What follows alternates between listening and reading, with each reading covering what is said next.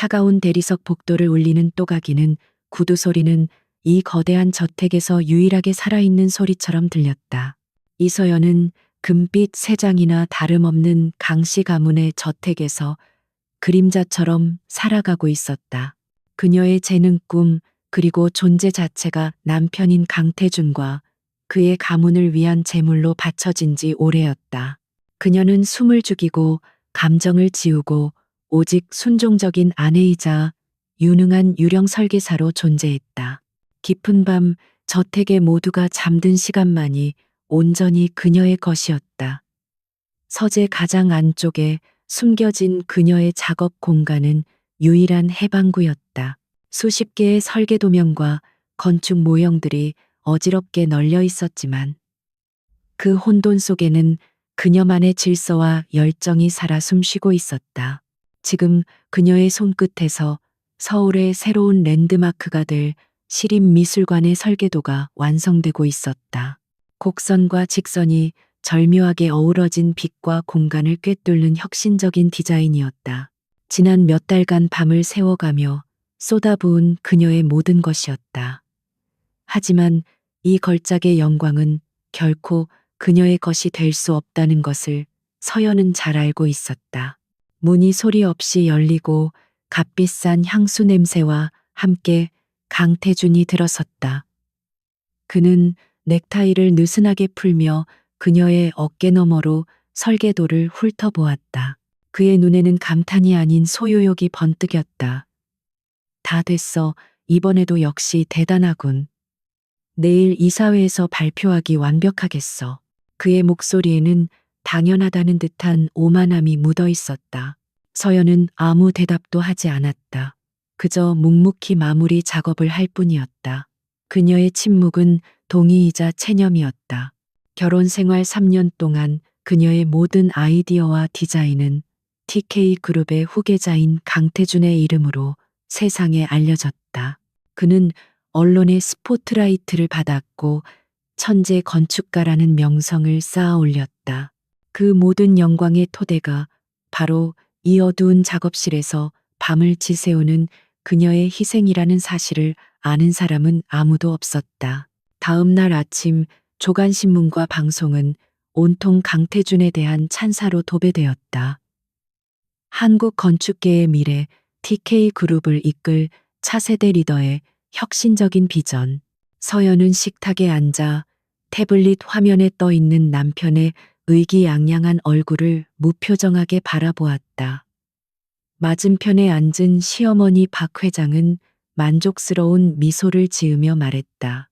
역시 우리 아들이야. 저렇게 유능하니 내가 마음이 놓여. 너는 태준이 옆에서 조용히 내조나 잘하면 된다.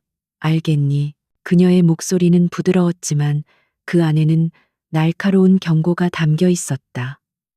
서연은 고개를 숙이며 네 어머님이라고 대답했다. 그녀의 목소리는 텅 비어 있었다. 이 집에서 그녀는 인격체가 아닌 강태준의 성공을 위한 가장 효율적인 도구일 뿐이었다. 그녀의 재능은 오직 그의 영광을 위해 착취당하고 있었다. 희망이라는 단어는 그녀의 삶에서 지워진 지 오래였다. 그날 오후는 그들의 결혼 기념일이었다. 서연은 아침부터 정성껏 음식을 준비하고 태준이 좋아하던 옷을 골라 입었다. 혹시나 하는 작은 기대 때문이었다. 저녁 약속을 기억하고 있을지도 모른다는 아주 희미한 희망. 하지만 약속 시간이 다 되도록 그는 나타나지 않았다. 전화기는 꺼져 있었다. 차갑게 식어가는 음식들을 바라보던 서연은 결국 직접 그를 찾아 나서기로 마음먹었다. 그녀가 운전해서 도착한 곳은 강남의 한 고급 호텔바였다. 태준의 비서에게 겨우 알아낸 장소였다. 화려한 샹들리에 아래 웃음소리가 가득한 공간으로 들어선 순간 서연은 얼어붙었다. 창가 가장 좋은 자리에 태준이 앉아 있었다. 그의 앞에는 낯선 여자가 있었다. 젊고 아름다운 TV에서 본 적 있는 신인 여배우였다. 태준은 서연에게 단 한 번도 보여준 적 없는 다정한 미소를 지으며 여자의 머리를 쓰다듬고 있었다. 두 사람의 웃음소리가 서연의 귀에 비수처럼 꽂혔다. 세상이 무너져 내리는 듯한 충격 속에서 그녀는 뒷걸음질 쳤다. 어떻게 이곳까지 왔는지 기억나지 않았다.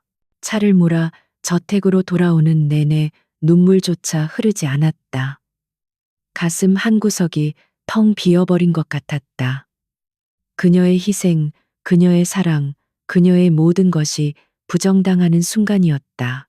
저택은 불이 꺼진 채 적막에 잠겨 있었다. 서연은 유령처럼 복도를 걸었다. 그때 2층 서재에서 새어나오는 희미한 불빛과 함께 시어머니인 박 회장의 목소리가 들려왔다.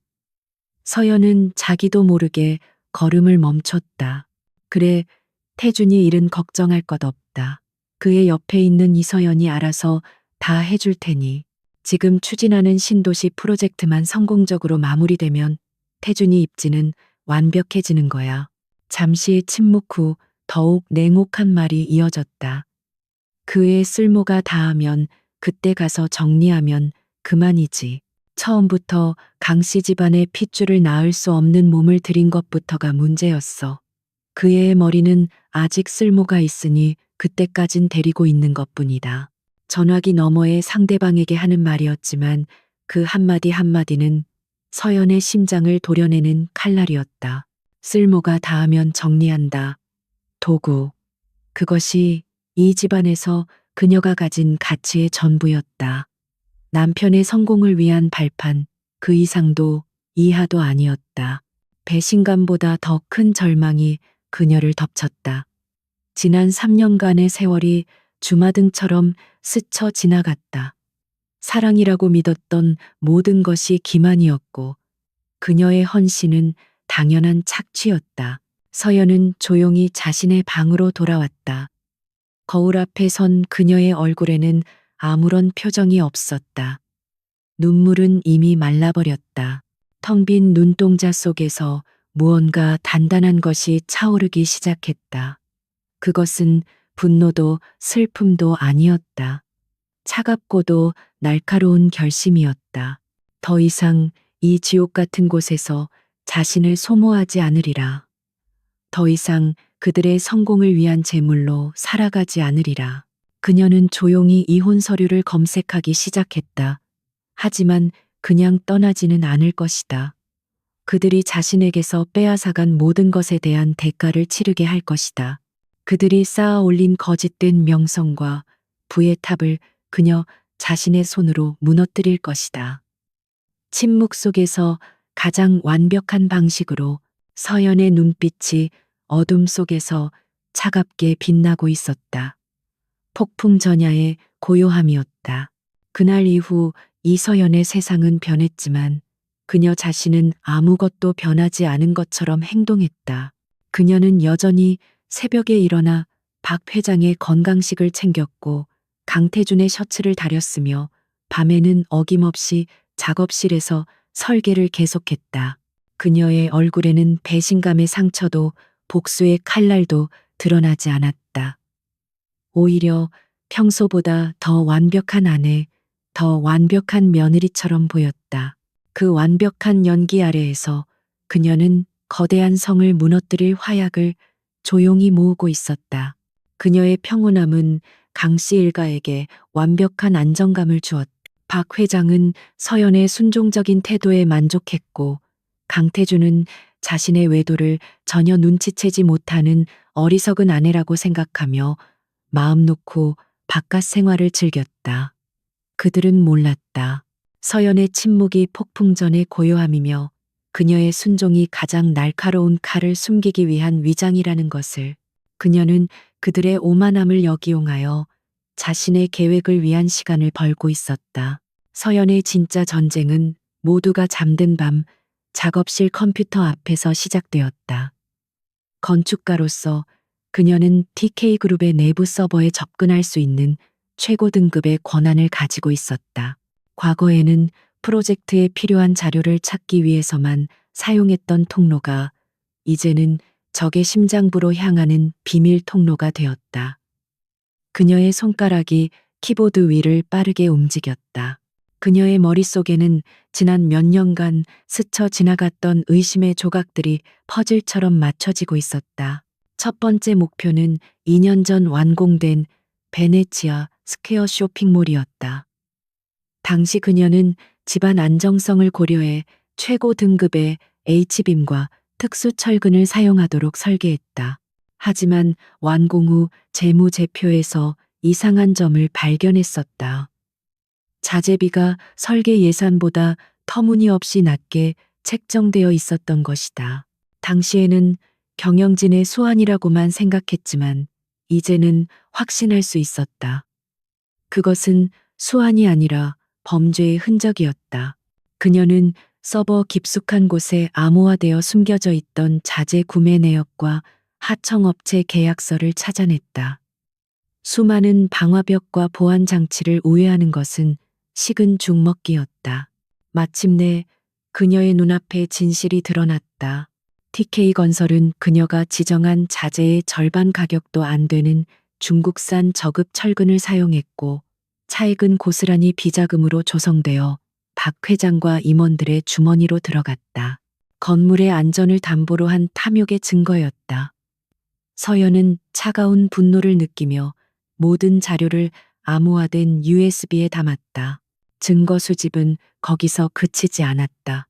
그녀는 강태준이 주도했던 정부 발주 스마트시티 건설 프로젝트의 입찰 과정도 파고들었다. TK그룹이 경쟁사들을 압도적인 점수 차로 따돌리고 사업을 따냈을 때 모두가 강태준의 능력을 칭송했다. 하지만 서연은 알고 있었다. 강태준에게는 그런 능력이 없다는 것을. 그녀는 입찰 심사위원 명단과 TK그룹의 로비, 자금 지출 내역을 대조하기 시작했다. 역시나 결정적인 증거가 발견되었다. 심사위원 중 몇몇의 차명 계좌로 거액의 돈이 흘러 들어간 정황과 그 돈이 TK그룹의 유령 회사를 통해 세탁된 흔적이었다. 강태준과 박 회장이 나눈 이메일에는 입찰 정보를 사전에 빼돌리고 심사위원들을 매수한 내용이 노골적으로 담겨 있었다. 서연은 이 모든 것을 차곡차곡 저장했다. 이것은 단순한 비리가 아니었다. 국가를 상대로 사기를 친 거대한 범죄였다. 모든 준비가 끝난 것은 그로부터 2주 뒤였다.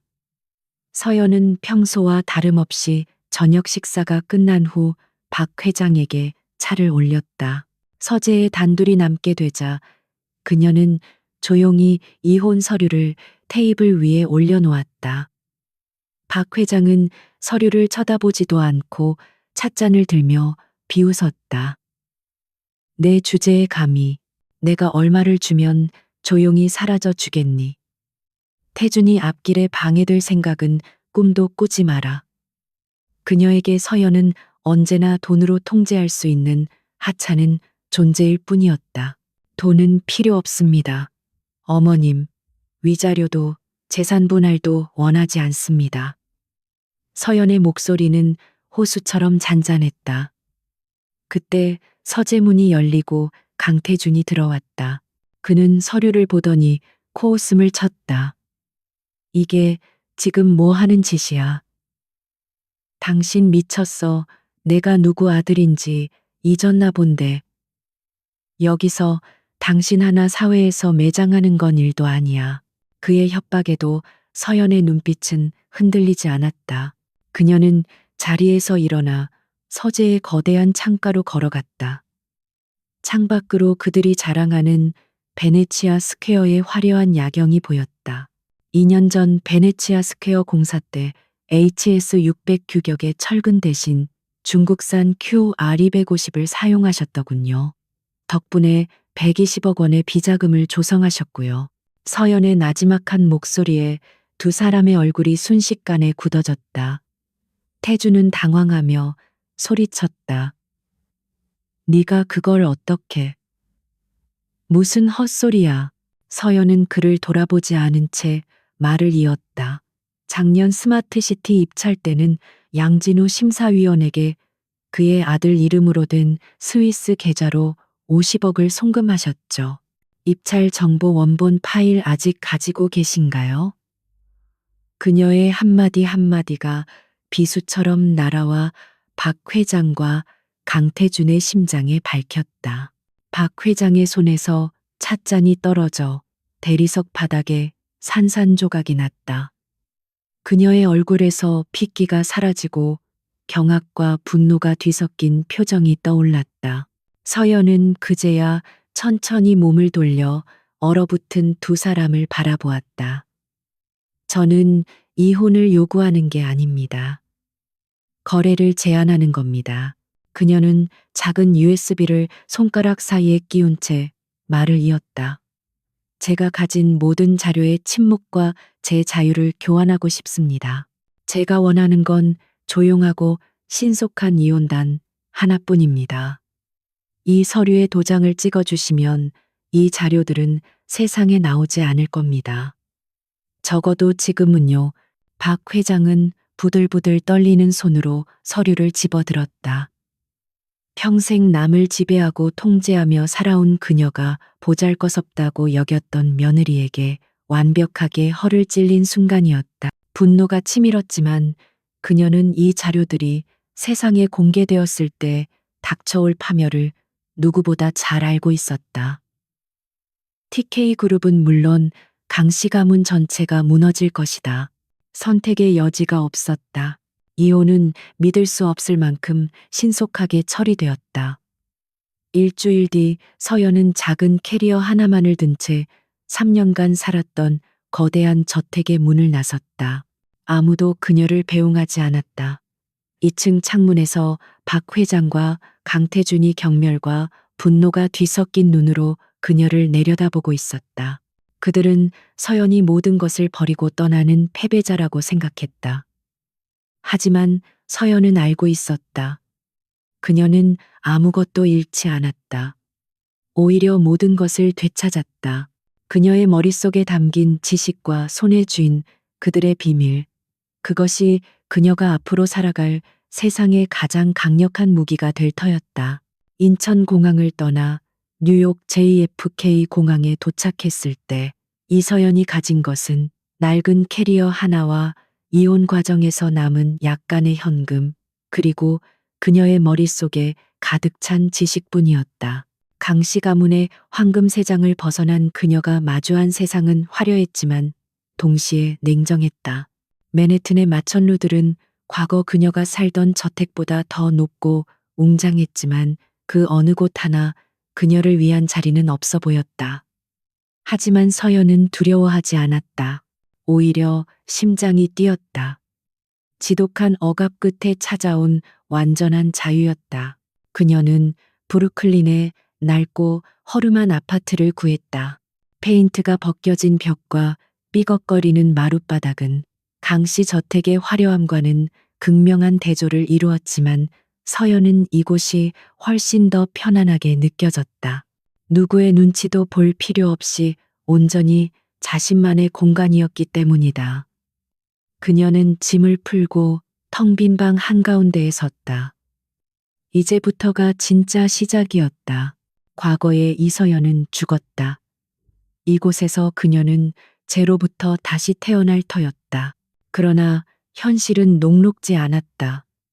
한국에서의 화려한 경력은 낯선 땅에서 쉽게 인정받지 못했다. 언어의 장벽과 인맥의 부재는 생각보다 더 큰 벽이었다. 당장의 생계를 위해 그녀는 전공과는 전혀 상관없는 일들을 해야만 했다. 코리아타운의 작은 식당에서 접시를 닦고 밤에는 편의점에서 아르바이트를 했다. 화려한 드레스 대신 유니폼을 입고 와인잔 대신 뜨거운 그릇을 나르는 그녀의 손은 금세 거칠어졌다. 육체적인 고됨보다 그녀를 더 힘들게 한 것은 사람들의 무시와 냉대였다. 하지만 서연은 단 한 번도 약한 모습을 보이지 않았다. 그녀는 묵묵히 일했다. 접시를 닦으면서도 식당의 동선 구조와 인테리어의 문제점을 분석했고, 편의점에서 일하면서는 뉴욕 사람들의 생활 패턴과 소비 문화를 관찰했다. 그녀에게 모든 경험은 살아있는 공부이자 재기를 위한 자양분이었다. 그녀는 지금 바닥에 있지만 더 내려갈 곳이 없다는 것은 곧 올라갈 일만 남았다는 의미이기도 했다. 몇 달 후 그녀는 겨우 작은 건축, 설계 사무소의 제도사 자리를 구했다. 정식 건축가가 아닌 다른 사람의 설계를 도면으로 옮기는 보조 역할이었지만 전공을 살릴 수 있다는 것만으로도 감사했다. 하지만 그곳은 열정 없는 사람들로 가득 찬 곳이었다. 사장은 싼 값에 그녀의 실력을 착취하려 했고, 동료들은 그녀의 아이디어를 비웃거나 무시하기 일쑤였다. 그녀는 그곳에서도 그림자처럼 존재했다. 기회는 절망의 끝에서 찾아왔다. 사무소에서 진행하던 상업 빌딩 리모델링 프로젝트에 심각한 구조적 결함이 있다는 것을 서연이 발견했다. 기존 설계대로라면 건물의 하중을 견디지 못하고 붕괴할 위험까지 있었다. 그녀는 밤을 새워 문제점을 분석하고 해결책을 담은 새로운 설계안을 만들었다. 하지만 그녀가 의견을 제시했을 때 책임자는 자신의 실수를 덮기 위해 그녀를 무시하고 윽박질렀다. 서연은 포기하지 않았다. 그녀는 익명으로 프로젝트의 발주처이자 뉴욕 건축계에서 존경받는 원로 건축가인 데이비드 첸에게 수정 설계안을 이메일로 보냈다. 며칠 후 데이비드 첸이 직접 사무소로 찾아왔다. 그는 수정안을 손에 들고 이 설계를 한 사람이 누구입니까? 라고 물었다. 사장은 자기가 한 것처럼 나서려 했지만 데이비드 첸의 날카로운 질문 몇 개에 금세 미천이 드러났다. 결국 모든 시선이 구석자리에 앉아있던 서연에게로 향했다. 그녀는 담담하게 일어나 자신이 설계안을 만들었으며 그 이유를 논리적으로 설명했다. 그녀의 설명에는 군더더기가 없었고 문제의 본질과 해결책을 정확히 꿰뚫고 있었다. 데이비드 첸은 깊은 감명을 받았다. 그는 재능 있는 젊은 건축가가 이런 곳에서 썩고 있다는 사실에 안타까워하며 자신의 회사로 와서 함께 일할 것을 제안했다. 데이비드 첸의 회사에 입사한 것은 서연의 인생의 전환점이 되었다. 그녀는 비로소 자신의 재능을 마음껏 펼칠 수 있는 무대를 얻었다. 그녀는 물 만난 고기처럼 일에 몰두했다. 그녀의 디자인은 동양적인 미학과 서양의 합리성, 그리고 자연을 존중하는 지속 가능성을 절묘하게 결합한 독창적인 스타일을 가지고 있었다. 그녀는 작은 공모전부터 시작하여 차근차근 자신의 이름을 알리기 시작했다. 그녀에게 결정적인 명성을 안겨준 것은 퀸즈 지역의 낡은 도서관을 리모델링하는 프로젝트였다. 기존의 어둡고 폐쇄적인 공간을 빛과 지식이 소통하는 숲이라는 컨셉으로 재탄생시킨 그녀의 디자인은 뉴욕 건축계에 신선한 충격을 주었다.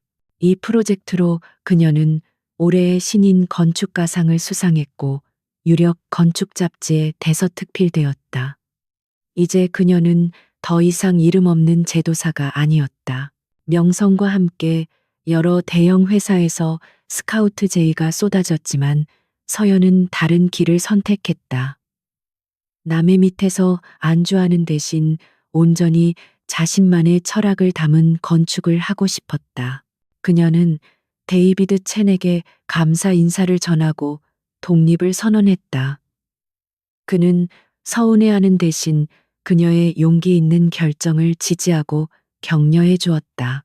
그리고 마침내 맨해튼의 작은 오피스 빌딩 한쪽에 그녀의 회사가 문을 열었다.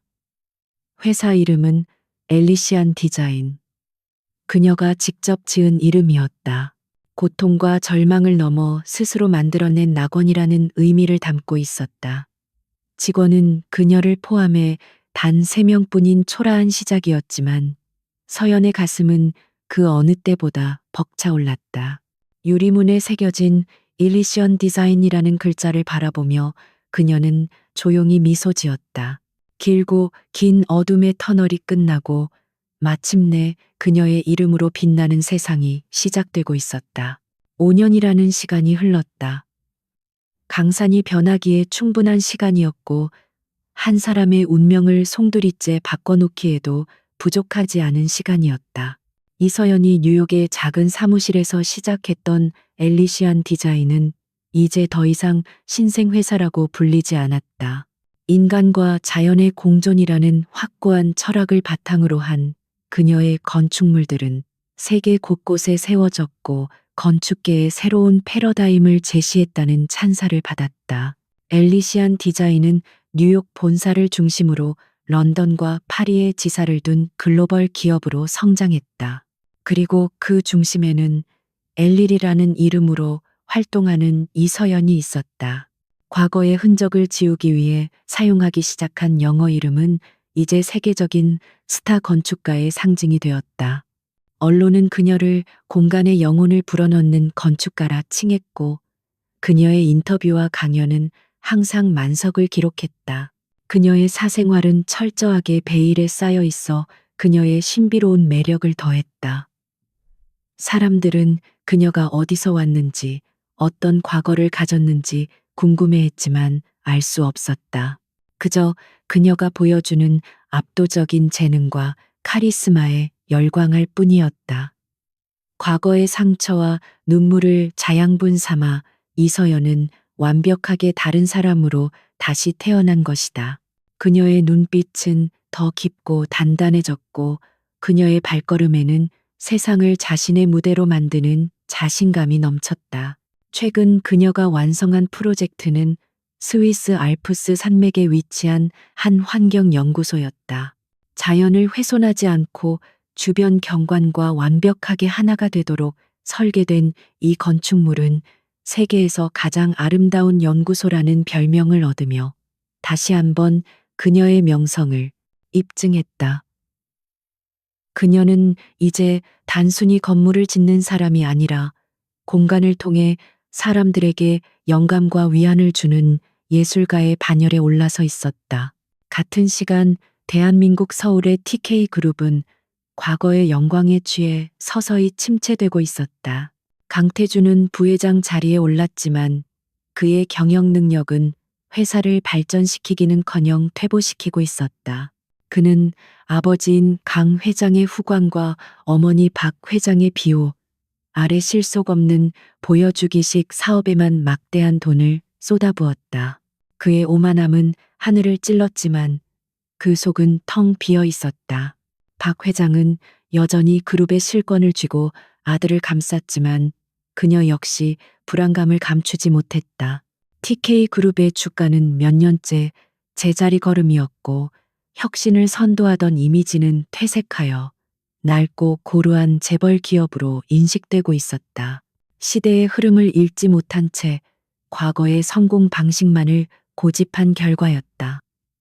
그들이 쫓아낸 이서연이라는 엔진을 잃어버린 거대한 배는 방향을 잃고 표류하기 시작한 것이다. 그리고 마침내 과거의 업보가 그들의 발목을 잡기 시작했다. 5년 전 서연의 설계에 들어간 자재를 빼돌려 지었던 쇼핑몰 베네치아 스퀘어에서 문제가 발생하기 시작한 것이다.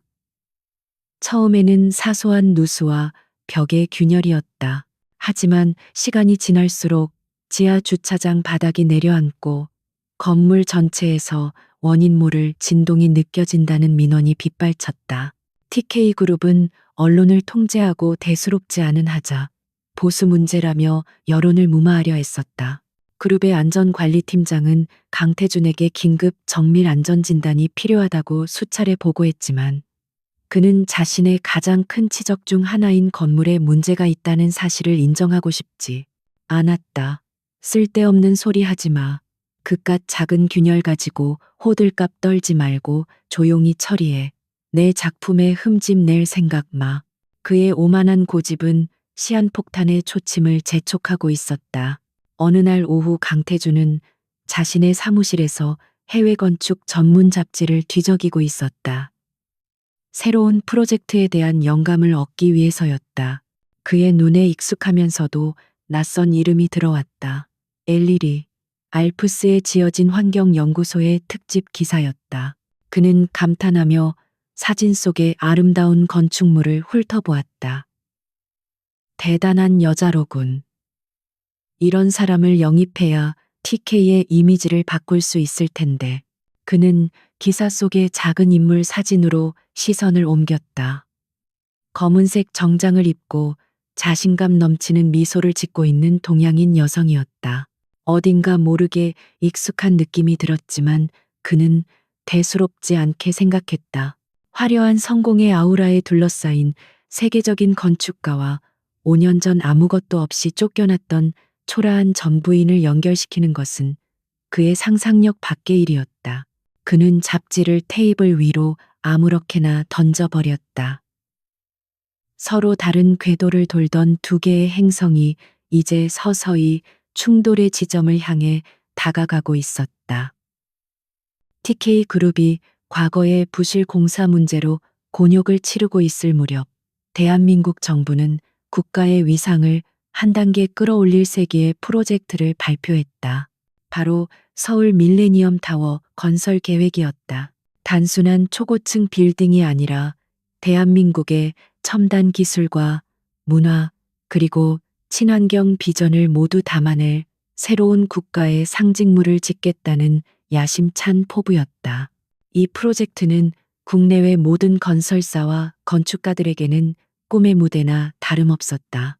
이 소식은 침체에 빠져 있던 TK그룹의 가뭄의 단비와도 같았다. 박 회장은 즉시 긴급 임원 회의를 소집했다. 그녀의 목소리에는 결연한 의지가 실려 있었다. 밀레니엄 타워는 우리가 반드시 따내야 할 프로젝트입니다.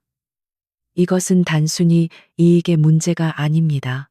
최근 실추된 그룹의 명예를 회복하고 TK가 여전히 대한민국 최고의 기업이라는 것을 증명할 기회입니다. 의기소침해 있던 임원들의 눈에 다시 욕망의 불꽃이 타올랐다. 특히 강태준 부회장의 의지는 누구보다 강했다. 그는 이 프로젝트를 자신의 경영 능력을 입증하고 후계자로서의 입지를 완벽하게 굳힐 발판으로 삼고 싶었다. 그는 자리에서 일어나 자신만만한 목소리로 선언했다. 이번 프로젝트는 제가 직접 진두지휘하겠습니다. 그룹의 모든 역량을 총동원하여 반드시 무슨 수를 써서라도 밀레니엄 타워를 우리 TK의 이름으로 세우겠습니다. TK그룹이 총력전을 준비하며 발 빠르게 움직이기 시작했다. 정재계에 뿌려놓은 인맥을 총동원하고 최고의 팀을 꾸려 프로젝트 수주를 위한 준비에 박차를 가했다.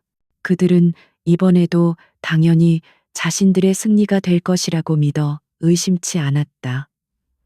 대한민국에서 TK그룹의 영향력을 넘어설 경쟁자는 없다고 자만하고 있었다. 하지만 그들의 자만심은 얼마 지나지 않아 거대한 암초에 부딪히게 된다. 며칠 후 전 세계 건축계를 뒤흔드는 뉴스가 전해졌다. 세계적인 건축 설계사 엘리시안 디자인이 서울 밀레니엄 타워 프로젝트 입찰에 공식적으로 참여하겠다고 선언한 것이다. 뉴욕 타임즈와 BBC 등 주요 외신들이 이 소식을 대서특필했고 한국 언론 역시 흥분을 감추지 못했다. 스타 건축가 엘리리의 첫 한국 프로젝트가 될 수도 있다는 사실 때문이었다. 국내 경쟁만을 생각했던 TK그룹에게는 예상치 못한 강력한 경쟁자의 등장이었다. 박 회장의 집무실에는 무거운 침묵이 흘렀다. 그녀는 강태준과 마주 앉아 엘리시안 디자인에 대한 보고서를 검토하고 있었다. 엘리리, 최근 몇 년간 가장 주목받는 건축가라더군. 혁신적이고 창의적인 디자인으로 상이란 상은 모두 휩쓸고 다닌다고 해. 박 회장의 목소리에는 이례적으로 경계심이 묻어 있었다. 강태준은 애써 태연한 척하며 보고서를 밀어냈다. 어머니 너무 걱정하지 마십시오. 아무리 유능한 외국 건축가라고 해도 한국의 정서와 문화를 우리만큼 이해할 수는 없습니다. 이곳은 대한민국입니다. 실력만으로 되는 곳이 아니죠. 우리가 가진 힘을 이용하면 충분히 이길 수 있습니다. 그의 목소리에는 여전한 오만함이 배어 있었다. 그는 엘릴이라는 존재를 그저 조금 귀찮은 외부의 걸림돌 정도로만 여기고 있었다. 같은 시각 뉴욕 맨해튼의 엘리시안 디자인 본사. 이서연은 임원들과 함께 회의를 진행하고 있었다. 스크린에는 밀레니엄 타워의 조감도와 사업 개요가 떠 있었다. 그녀의 오랜 멘토이자 이제는 부사장으로서 든든한 조력자가 된 데이비드 첸이 우려 섞인 목소리로 말했다. 엘리, 정말 괜찮겠어. 한국은 당신에게 상처가 많은 곳이잖아. 게다가 TK 그룹 같은 재벌이 버티고 있는 프로젝트는 정치적인 변수가 너무 많아. 다른 임원들 역시 비슷한 의견이었다. 굳이 위험 부담이 큰 한국 프로젝트에 회사의 명운을 걸 필요가 있냐는 것이었다. 모두의 시선이 서연에게 쏠렸다. 그녀는 잠시 창밖을 바라보았다. 5년 전 모든 것을 잃고 도망치듯 떠나왔던 그 땅. 이제 그녀는 세계가 인정하는 건축가가 되어 돌아가려 하고 있었다. 이것은 단순한 복수가 아니었다. 그녀는 조용히 입을 열었다. 그녀의 목소리는 낮고 차분했지만 그 안에는 강철 같은 의지가 담겨 있었다. 이것은 그냥 건물을 짓는 프로젝트가 아닙니다. 제가 가진 모든 것, 제가 믿는 건축의 가치를 증명할 무대입니다. 그리고 과거에 제가 저질렀던 실수를 바로잡을 기회이기도 하고요. 이 프로젝트는 제가 반드시 이겨야만 합니다. 그녀의 눈빛을 본 임원들은 더 이상 아무 말도 하지 못했다. 일주일 후 인천국제공항 입국장은 수많은 취재진으로 인산인해를 이루었다. 세계적인 건축가 엘리리의 입국 현장을 카메라에 담기 위해서였다. 잠시 후 자동문이 열리고 이서연이 모습을 드러냈다. 5년 전 낡은 캐리어 하나를 끌고 초라하게 떠나던 여인의 모습은 어디에도 없었다. 세련된 검은색 정장을 입은 그녀의 주위에는 수행원들이 따르고 있었고 그녀의 걸음걸이 하나하나에는 감히 범접할 수 없는 카리스마가 넘쳤다. 수많은 카메라 플래시가 그녀를 향해 터졌다.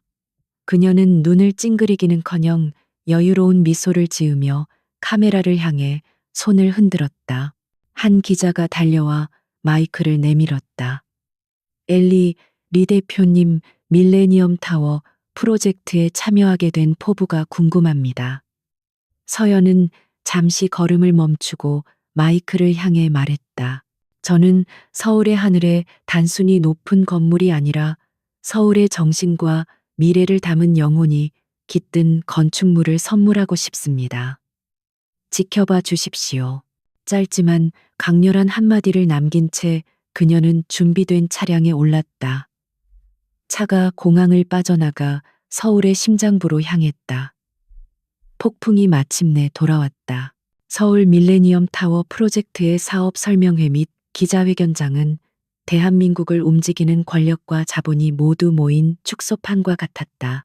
정부 고위 관료들, 굴지의 건설사, 대표들, 그리고 수백 명의 기자들이 행사장을 가득 메워 뜨거운 취재 열기를 뿜어내고 있었다.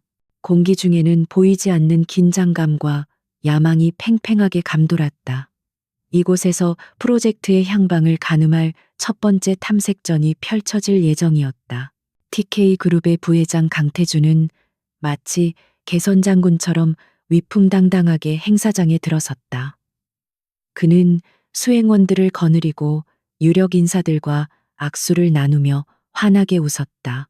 마치 이 프로젝트의 주인이 이미 자신으로 정해진 것처럼 행동했다. 그의 어머니인 박 회장 역시 귀빈석 가장 앞자리에 앉아 여왕처럼 고고한 자세로 장내를 둘러보았다. 그녀의 눈빛에는 이곳의 모든 것을 소유하고 있다는 듯한 오만함이 서려 있었다. 모든 참가 기업들의 소개가 끝나고 사회자가 마지막 참가자를 소개했다. 그의 목소리에는 약간의 흥분이 섞여 있었다. 마지막으로 해외에서 대한민국의 위상을 높이고 있는 세계적인 건축 설계사 엘리시안 디자인의 대표 엘리리를 큰 박수로 맞아주시기 바랍니다. 모든 사람의 시선이 행사장 입구로 쏠렸다. 거대한 문이 열리고 눈부신 스포트라이트 속으로 이서연이 걸어 들어왔다. 그녀는 데이비드 첸을 비롯한 핵심 임원들과 함께였다. 군더더기 없는 블랙 실크 수트는 그녀의 우아함과 지적인 카리스마를 극대화했다. 5년 전 상처 입은 채 도망치듯 떠났던 여인의 흔적은 어디에도 없었다. 당당한 걸음걸이, 흔들림 없는 눈빛, 그리고 입가에 머금은 여유로운 미소까지. 그녀는 이 무대의 주인공이 누구인지를 온몸으로 증명하고 있었다.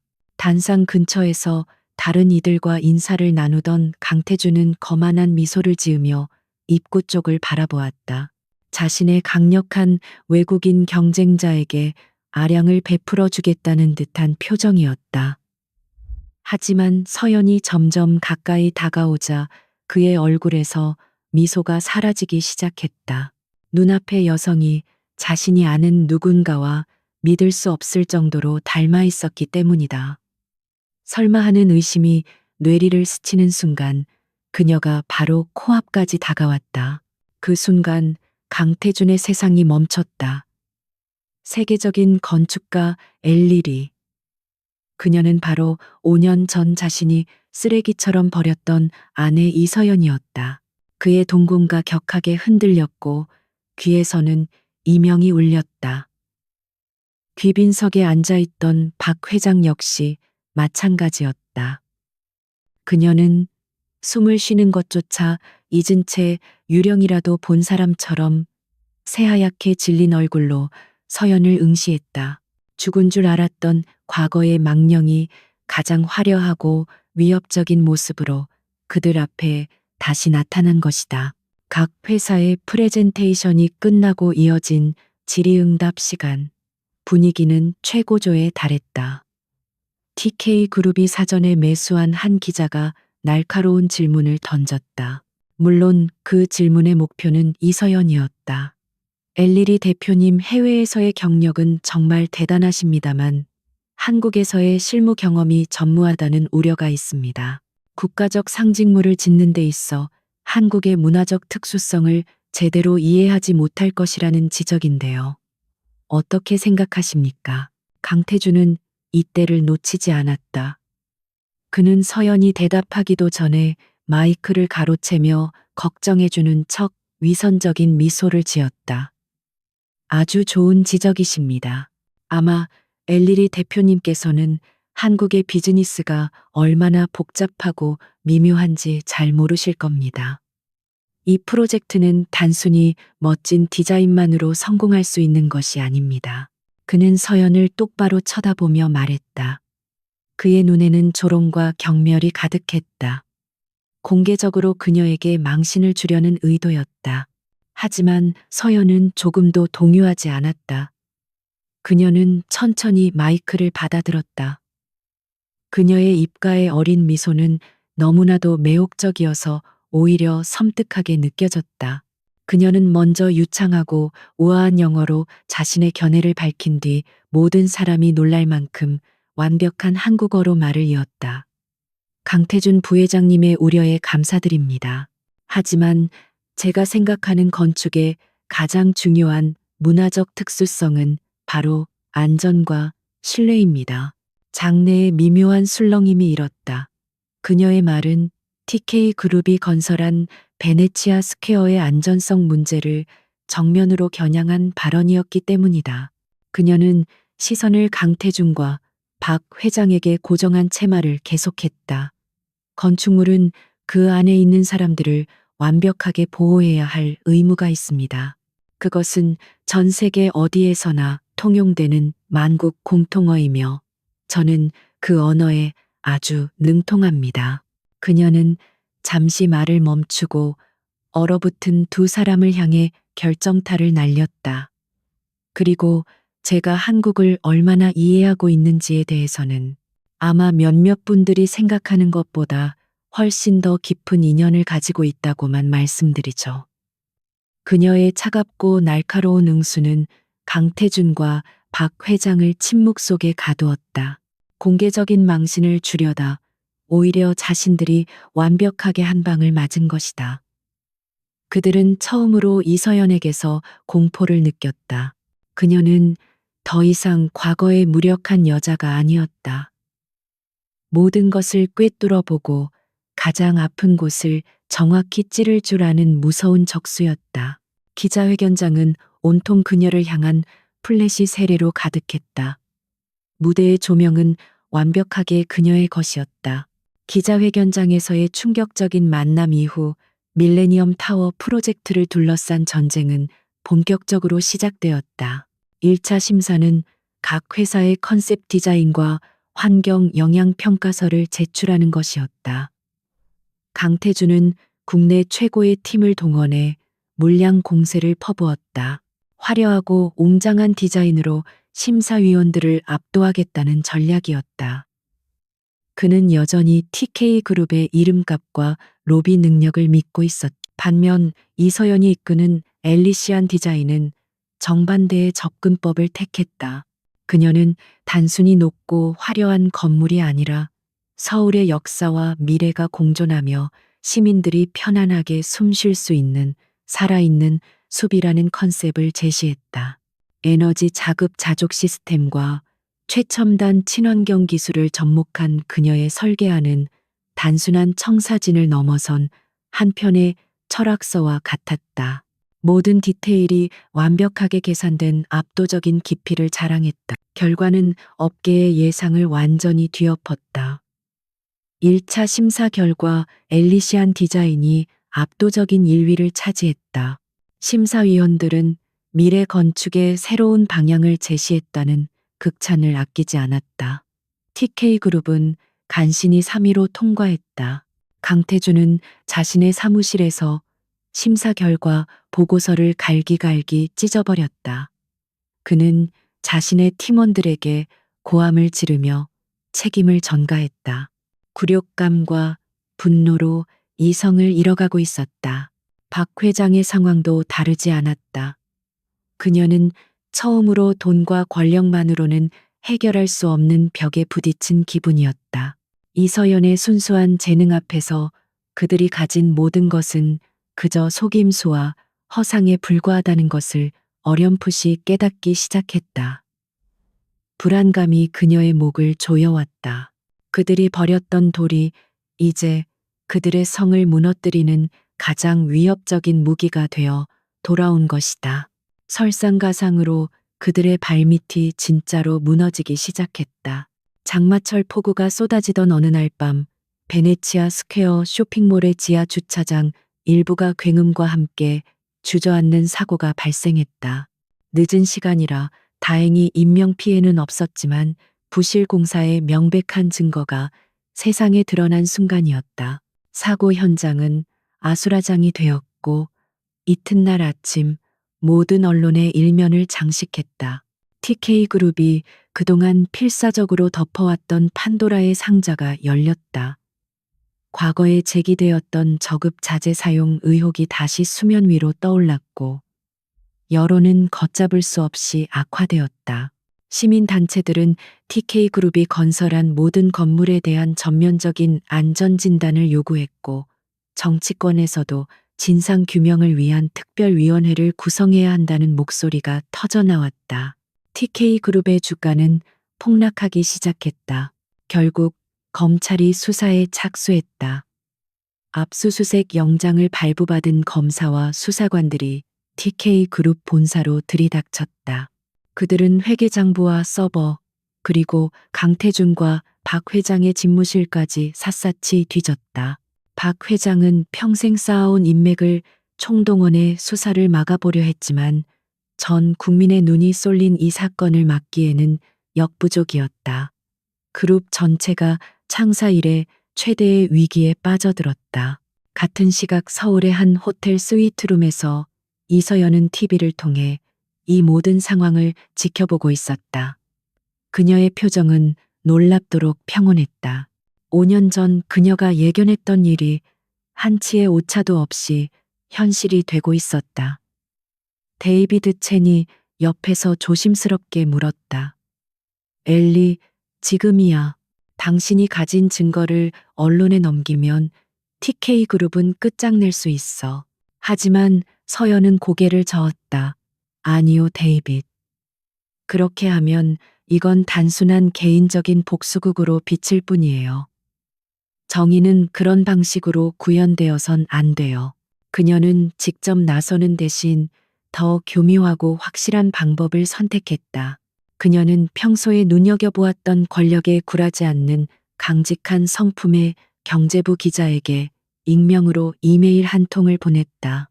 이메일에는 그녀가 가진 증거 파일이 담겨 있지 않았다. 대신 검찰이 압수한 TK그룹 서버의 특정 폴더 경로와 암호화된 파일들의 이름, 그리고 그것을 풀 수 있는 결정적인 힌트가 적혀 있었다.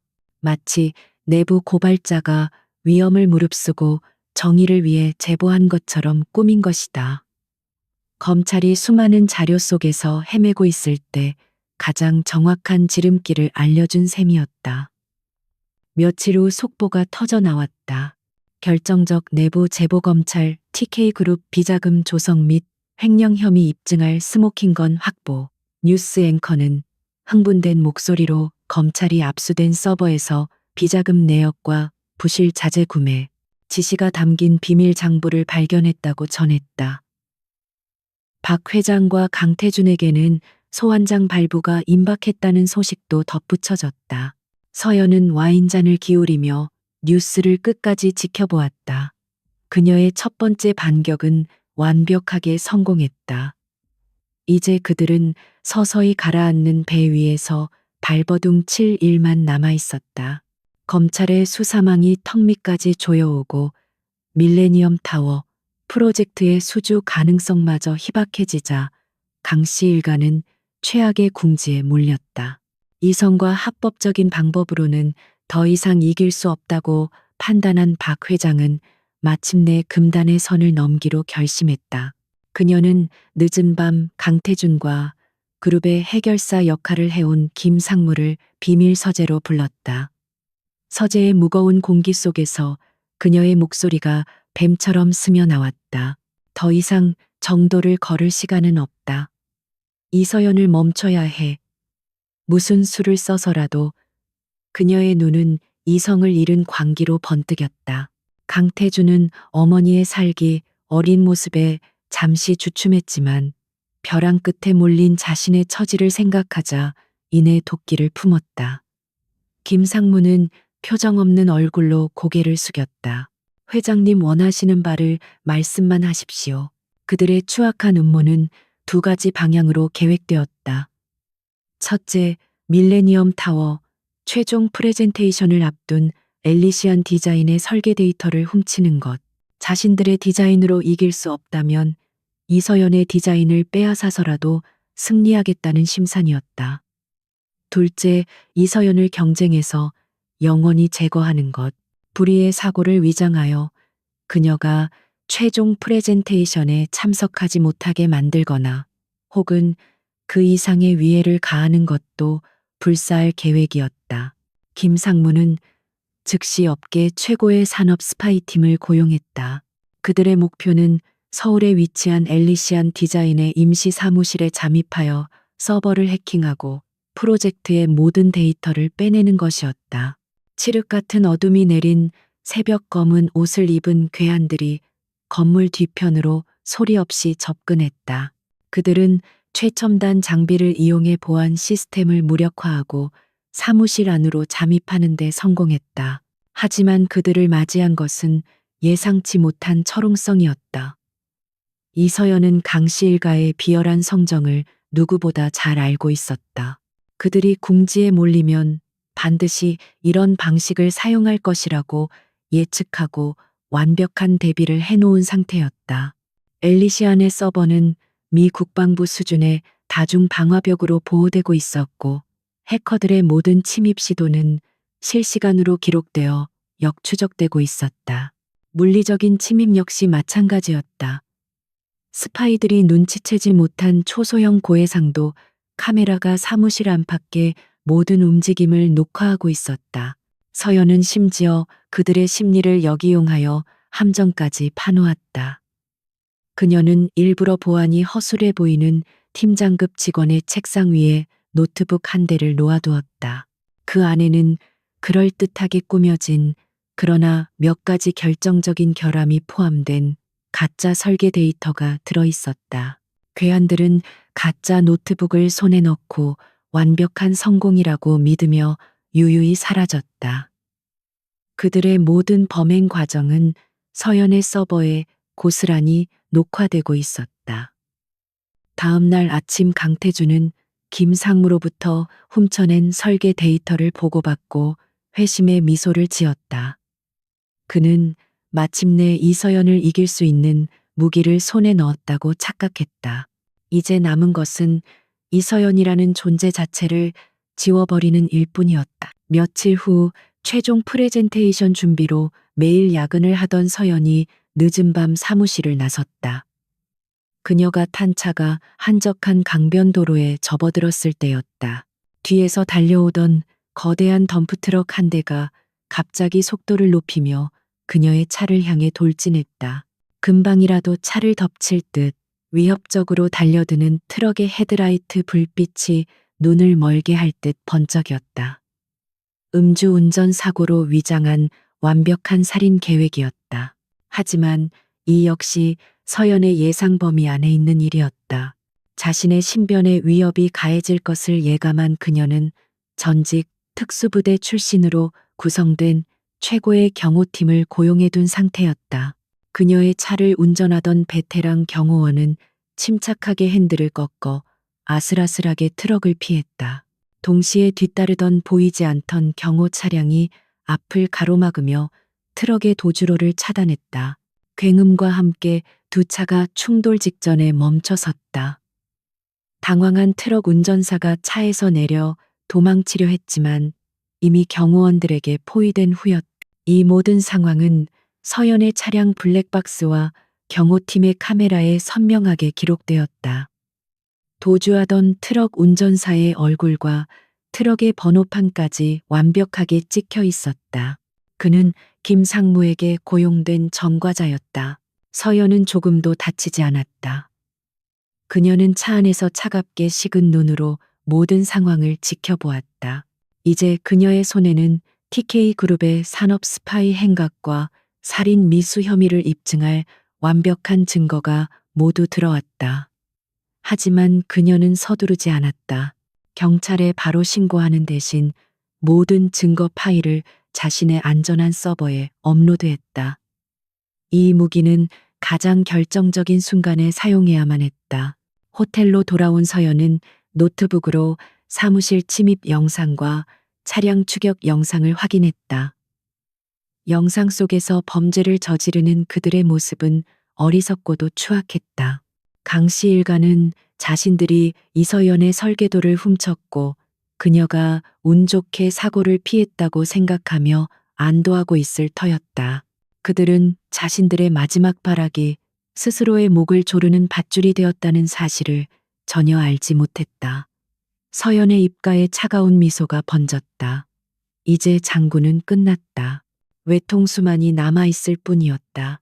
서울 밀레니엄 타워 프로젝트의 최종 프레젠테이션이 열리는 날, 대한민국의 모든 시선이 컨벤션 홀로 쏠렸다. 이 행사는 단순한 기업의 발표회가 아니라 국가의 미래를 결정짓는 역사적인 순간으로 생중계되고 있었다. 대통령을 비롯한 정부 최고위층 인사들이 심사위원석에 앉아 있었고 장내는 숨막히는 긴장감으로 가득했다. 이 자리에서 최후의 승자와 패자가 결정될 터였다. 발표 순서에 따라 먼저 단상에 오른 것은 TK그룹의 강태준이었다. 그는 훔쳐낸 설계도를 손에 쥐고 있었기에 그 어느 때보다 자신감이 넘쳤다. 그는 화려한 언변과 세련된 매너로 이서연의 아이디어를 마치 자신의 것인 양 포장하여 발표했다. 이서연의 초기 디자인을 기반으로 했기에 그 자체만으로도 충분히 훌륭하고 혁신적이었다. 발표가 끝나자 장내에서는 감탄과 함께 뜨거운 박수갈채가 쏟아졌다. 강태준은 이서연을 향해 승리를 확신하는 조소띤 미소를 보냈다. 이제 이서연의 차례였다. 그녀가 조용히 단상으로 걸어 나오자 장내가 다시 술렁였다. 방금 전 TK그룹이 보여준 완벽에 가까운 프레젠테이션을 뛰어넘을 무언가가 과연 존재할 수 있을까 하는 의구심 때문이었다. 서연은 잠시 청중을 둘러본 뒤 차분한 목소리로 입을 열었다. 방금 강태준 부회장님께서 보여주신 디자인은 정말 훌륭한 컨셉이었습니다. 그녀는 잠시 말을 멈췄다. 모두의 시선이 그녀에게 집중되었다. 사실 그 디자인은 제가 3개월 전에 초기 구상 단계에서 폐기했던 제 아이디어 초안 중 하나입니다. 그녀의 한마디에 행사장은 찬물을 끼얹은 듯 조용해졌다. 강태준의 얼굴은 분노와 당혹감으로 시뻘게 달아올랐다. 서연은 아랑곳하지 않고 스크린에 자신의 진짜 최종 설계안을 띄웠다. 스크린에 나타난 것은 단순한 건물이 아니었다. 그것은 살아 숨쉬는 유기체와 같은 건축의 신세계였다. 강태준이 발표했던 디자인의 장점은 모두 포함하면서 그가 눈치채지 못했던 구조적 결함들을 완벽하게 보완하고 거기에 누구도 상상하지 못했던 혁신적인 기술과 인문학적 철학을 더한 그야말로 비전 그 자체였다. 건축 전문가인 심사위원들은 경탄을 금치 못하며 자리에서 몸을 일으킬 정도였다. 압도적인 프레젠테이션이 끝나고 서연은 잠시 숨을 골랐다. 그녀의 표정이 부드러움에서 차가운 결단력으로 바뀌었다. 하지만 이 프로젝트는 단순히 뛰어난 건축물을 짓는 것에서 끝나서는 안 됩니다. 여기에는 반드시 정직이라는 가치가 담보되어야 합니다. 그녀의 말이 끝나자마자 그녀 뒤에 거대한 스크린이 갑자기 암전되었다. 그리고 곧이어 충격적인 영상이 재생되기 시작했다. 처음 화면에 나타난 것은 엘리시안 디자인 사무실에 침입한 괴한들의 모습이었다. 선명한 고화질 영상은 그들이 이리저리 뒤지다가 서연이 미끼로 놓아둔 노트북을 훔쳐 달아나는 모든 과정을 담고 있었다. 장내에서는 경악의 탄성이 터져나왔다. 곧이어 화면은 분할되며 며칠 전밤의 도로 위 영상이 나타났다. 거대한 덤프트럭이 그녀의 차를 덮치려던 아찔한 순간과 경호팀에 붙잡힌 트럭 운전사가 모든 것을 실토하는 장면이 이어졌다. 이 모든 것을 지시한 사람은 TK그룹의 김상무입니다.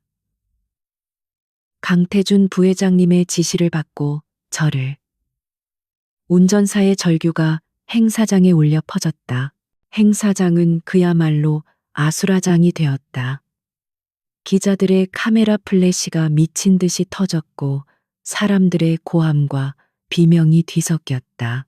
강태준은 사색이 된 채 그 자리에 얼어붙었고 박 회장은 거짓말이야, 저건 조작된 영상이야 라고 소리쳤지만 그녀의 목소리는 거대한 소음 속에 묻혀버렸다. 그것이 끝이 아니었다. 바로 그 순간 행사장에 있던 모든 기자들의 휴대폰이 동시에 울렸다. 서연의 팀이 사전에 예약해둔 이메일을 통해 모든 증거 자료를 언론사와 검찰에 동시에 전송한 것이다. 산업 스파이와 살인 미수 영상은 물론 5년 전 그녀가 확보해 두었던 베네치아 스퀘어의 비자금 장부와 스마트 시티 입찰비리 원본 파일까지 전부 포함되어 있었다. 혼란이 극에 달했을 때 컨벤션 홀의 모든 문이 활짝 열리며 검사와 수사관들이 들이닥쳤다. 그들은 망연자실해 있는 강태준과 박 회장에게 곧장 다가가 차가운 목소리로 체포영장을 제시했다. 산업기술 유출 살인 미수 횡령 배임 입찰 방해 수십 가지의 죄목이 나열되었다. 수십 년간 대한민국 위에 군림해온 철옹성 같던 재벌 총수 일가가 전 국민이 지켜보는 앞에서 수갑을 차는 순간이었다. 서연은 단상 위에서 그 모든 광경을 조용히 지켜보았다. 그녀의 얼굴에는 통쾌함이나 승리감 대신 길고 길었던 싸움을 끝낸 자의 고요한 평온함이 깃들어 있었다. 그녀는 복수를 한 것이 아니었다. 그저 모든 것을 제자리로 돌려놓았을 뿐이다. 무너진 정의를 바로 세우고 거짓의 탑을 진실의 힘으로 무너뜨린 것이다. 이제 진짜 새로운 시작을 할 시간이었다. 최종 프레젠테이션 현장에서 벌어진 충격적인 사건은 대한민국 전체를 뒤흔들었다. 강씨 일가의 추악한 범죄 행각은 연일 언론의 헤드라인을 장식했고 수십 년간 쌓아올린 TK그룹이라는 거대한 탑은 모래성처럼 허무하게 무너져 내렸다. 주가는 휴지 조각이 되었고 연쇄적인 계약 파기와 소송으로 인해 그룹은 결국 파산 절차를 밟게 되었다. 한 시대의 종말이었다. 재판은 신속하게 진행되었다. 이서연이 제공한 증거들은 너무나도 명백하고 확실했기에 그들이 빠져나갈 구멍은 어디에도 없었다. 법정에 선 강태준과 박 회장의 모습은 더 이상 과거의 오만한 재벌 총수가 아니었다. 모든 것을 잃고 늙고 병든 죄인의 모습일 뿐이었다. 그들은 결국 모든 혐의에 대해 유죄를 선고받고 수십 년의 중형을 살게 되었다. 법정 최후 진술에서 고개를 숙이고 국민에게 사죄하는 그들의 모습은 한때 그들이 경멸했던 여자 앞에서 무릎 꿇는 것과 같은 상징적인 장면이었다. 밀레니엄 타워 프로젝트는 당연히 엘리시안 디자인에게 돌아갔다. 정부는 만장일치로 그녀의 손을 들어주었고 국민들은 부패한 재벌을 몰아내고 진정한 실력과 정의를 보여준 그녀에게 아낌없는 찬사와 지지를 보냈다. 이서연 아니 엘리리는 이제 단순히 뛰어난 건축가를 넘어 시대의 아이콘이자 희망의 상징이 되었다. 그로부터 2년 후 서울의 심장부에서는 거대한 역사가 쓰이고 있었다. 이서연의 설계대로 밀레니엄 타워가 하늘을 향해 웅장한 모습을 드러내고 있었다. 공사 현장은 과거의 상처를 딛고 새로운 미래를 건설하는 희망의 에너지가 넘쳐 흘렀다. 서연은 안전모를 쓴 채 공사가 한창인 타워의 최상층에 올라서 있었다. 발밑으로 서울의 전경이 그림처럼 펼쳐졌다. 그녀는 난간에 기댄 채 눈을 감고 바람을 느꼈다. 5년 전 모든 것을 빼앗기고 쫓겨났던 이 도시. 이제 그녀는 이 도시의 미래를 자신의 손으로 그리고 있었다. 길고 길었던 복수의 여정은 끝났다. 하지만 그녀의 마음 속에 남은 것은 통쾌함이 아닌 깊고 고요한 평온함이었다. 그녀는 복수를 위해 돌아온 것이 아니었다. 자신의 가치를 증명하고 무너진 것을 바로 세우기 위해 돌아왔을 뿐이다. 그때 누군가 조용히 그녀에게 다가왔다. 강태준의 여동생이자 한때 그녀를 무시했던 시누이 강유라였다. 가문이 몰락한 후 그녀는 모든 것을 잃고 평범한 삶을 살고 있었다. 그녀는 서연 앞에 서서 깊이 고개를 숙였다. 언니, 아니 이서연 씨, 저희 가족이 저지른 죄를 대신해서 사과드립니다. 진심으로요. 그녀의 목소리는 떨리고 있었다. 서연은 말없이 그녀를 바라보았다. 강유라의 눈에는 과거의 오만함 대신 진심 어린 참회의 빛이 담겨 있었다. 서연은 희미하게 미소 지으며 말했다. 과거는 이미 지나갔어요. 이제 당신의 삶을 살아가세요. 그것은 용서라기보다는 과거의 모든 굴레로부터 스스로를 해방시키는 그녀만의 의식이었다. 강유라는 눈물을 흘리며 다시 한번 고개를 숙이고 조용히 돌아갔다. 혼자 남은 서연은 다시 서울의 풍경을 바라보았다. 저 멀리 해가 떠오르며 도시 전체를 황금빛으로 물들이고 있었다. 찬란한 여명이었다. 그녀는 더 이상 과거의 그림자가 아니었다. 그녀는 상처를 딛고 스스로 빛을 내는 존재가 되었다. 그녀가 짓고 있는 이 타워처럼 그녀의 인생 역시 수많은 시련을 겪고 더욱 단단하고 아름답게 솟아오른 것이다. 그녀의 손에는 이제 복수의 칼 대신 미래를 창조하는 연필이 들려 있었다. 그녀의 마음 속에는 증오 대신 세상을 더 나은 곳으로 만들고자 하는 열정이 가득했다. 이서연은 자신을 올가매던 모든 것으로부터 자유로워졌다. 눈부신 아침 햇살 속에서 그녀는 스스로 만들어낸 찬란한 미래를 향해 조용히 미소 짓고 있었다. 진정한 새벽은 이제 막 시작되고 있었다.